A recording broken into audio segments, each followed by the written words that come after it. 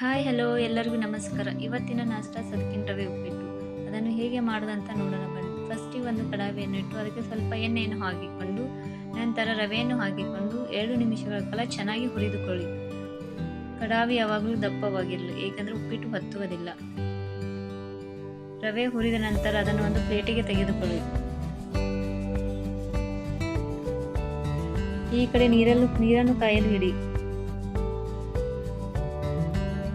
ಮತ್ತೆ ಕಡಾಯಿನಿಟ್ಟು ಸ್ವಲ್ಪ ಎಣ್ಣೆಯನ್ನು ಹಾಕಿಕೊಳ್ಳಿ. ಉಪ್ಪಿಟ್ಟು ಮಾಡಲು ಬೇಕಾಗುವ ಸಾಮಗ್ರಿಗಳು: ಹಸಿಮೆಣಸಿನಕಾಯಿ, ಟೊಮೆಟೊ, ಕರಿಬೇವು, ಈರುಳ್ಳಿ, ಸಾಸಿವೆ ಮತ್ತು ಜೀರಿಗೆ. ಎಣ್ಣೆ ಕಾದ ನಂತರ ಉದ್ದಿನ ಬೇಳೆಯನ್ನು ಹಾಕಿಕೊಂಡು ಚೆನ್ನಾಗಿ ಫ್ರೈ ಮಾಡಿಕೊಳ್ಳಿ. ಉದ್ದಿನ ಬೇಳೆ ಫ್ರೈ ಆದ ನಂತರ ಸಾಸಿವೆ ಮತ್ತು ಜೀರಿಗೆಯನ್ನು ಹಾಕಿಕೊಂಡು ನಂತರ ಅದಕ್ಕೆ ಹಸಿಮೆಣಸಿನಕಾಯಿ ಮತ್ತು ಕರಿಬೇವನ್ನು ಹಾಕಿಕೊಳ್ಳಿ. ಹಸಿಮೆಣಸಿನಕಾಯಿ ಎಣ್ಣೆಯಲ್ಲಿ ಚೆನ್ನಾಗಿ ಫ್ರೈ ಆಗಬೇಕು.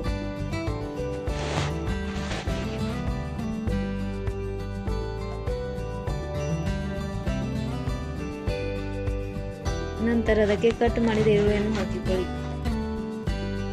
ಈರುಳ್ಳಿ ಸ್ವಲ್ಪ ಜಾಸ್ತಿ ಹಾಕಿಕೊಳ್ಳಿ, ಜಾಸ್ತಿ ಮೆತ್ತಗೆ ಮಾಡಿಕೊಳ್ಳಬೇಡಿ. ಈರುಳ್ಳಿ ಸ್ವಲ್ಪ ಫ್ರೈ ಆದ ನಂತರ ಅದಕ್ಕೆ ಟೊಮೆಟೊವನ್ನು ಹಾಕಿಕೊಳ್ಳಿ.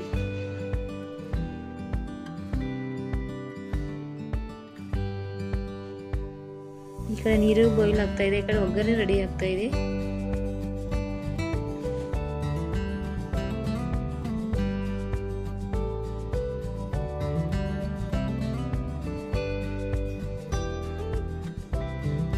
ಟೊಮೆಟೊ ಸ್ವಲ್ಪ ಮೆತ್ತಗಾದ ತಕ್ಷಣ ಅದಕ್ಕೆ ಕಡಲೆ ಬೀಜವನ್ನು ಹಾಕಿಕೊಳ್ಳಿ. ನಂತರ ಅರಿಶಿನವನ್ನು ಹಾಕಿ ಚೆನ್ನಾಗಿ ಮಿಕ್ಸ್ ಮಾಡಿಕೊಳ್ಳಿ.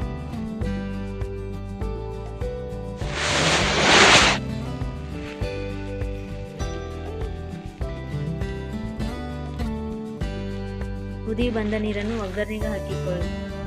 1 ಕಪ್ ರವೆಗೆ 3 ಕಪ್ ನೀರನ್ನು ಬಳಸಿ. ನಾನು 1 ಕಪ್ ಮೇಲೆ ಸ್ವಲ್ಪ ರವೆಯನ್ನು ತೆಗೆದುಕೊಂಡರೆ 4 ಕಪ್ ನೀರನ್ನು ಬಳಸಿದ್ದೇನೆ.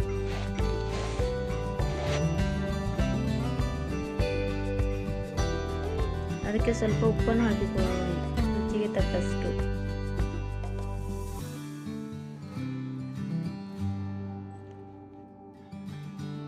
ನೀರು ಕುದಿ ಬಂದ ಮೇಲೆ ಉಪ್ಪು ಮತ್ತು ಖಾರವನ್ನು ಒಮ್ಮೆ ಚೆಕ್ ಮಾಡಿಕೊಳ್ಳಿ. ನಂತರ ಹುರಿದಿಟ್ಟ ರವೆಯನ್ನು ಹಾಕಿಕೊಂಡು ಮಿಕ್ಸ್ ಮಾಡಿಕೊಳ್ಳಿ.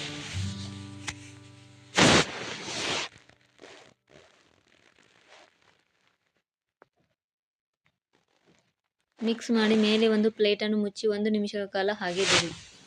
1 ನಿಮಿಷದ ನಂತರ ಓಪನ್ ಮಾಡಿ ಉಪ್ಪಿಟ್ಟನ್ನು ಚೆನ್ನಾಗಿ ಮಿಕ್ಸ್ ಮಾಡಿಕೊಳ್ಳಿ. ಅದಕ್ಕೆ ಕಟ್ ಮಾಡಿರೋ ಕೊತ್ತಂಬರಿಯನ್ನು ಹಾಕಿಕೊಳ್ಳಿ. ಮತ್ತೆ ಚೆನ್ನಾಗಿ ಮಿಕ್ಸ್ ಮಾಡಿಕೊಳ್ಳಿ.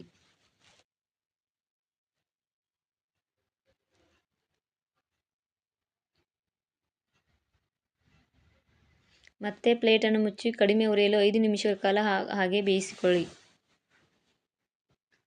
ಉಪ್ಪಿಟ್ಟು ಬೆಂದಿರುತ್ತೆ, ಮಲ್ಲಿಗೆ ಹೂವಿನ ಥರ ಅಳಿಕೊಂಡಿರುತ್ತೆ. ಈಗ ತಿನ್ನಲು ಉಪ್ಪಿಟ್ಟು ರೆಡಿಯಾಗಿದೆ.